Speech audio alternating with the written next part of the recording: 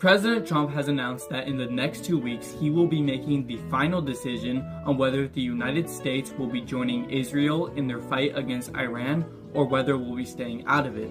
In other news, a U.S. appeals court has ruled that President Trump is in his right to continue to use the National Guard troops in Los Angeles.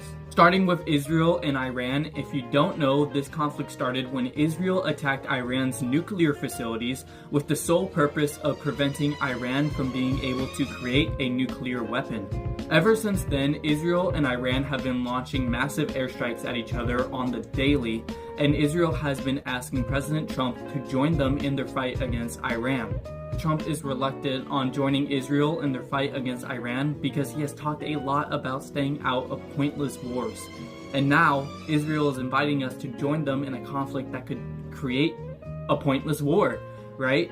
So now President Trump is announcing that in the next 2 weeks, he will be making his final decision on whether the United States will be joining Israel to take out Iran's nuclear capabilities or whether we'll stay out of this conflict altogether.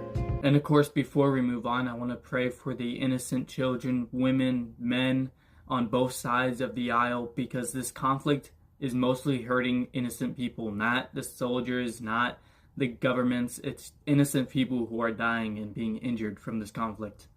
Moving on to our last topic, a U.S. appeals court has ruled that President Trump is in his right to continue to mobilize the National Guard troops in Los Angeles.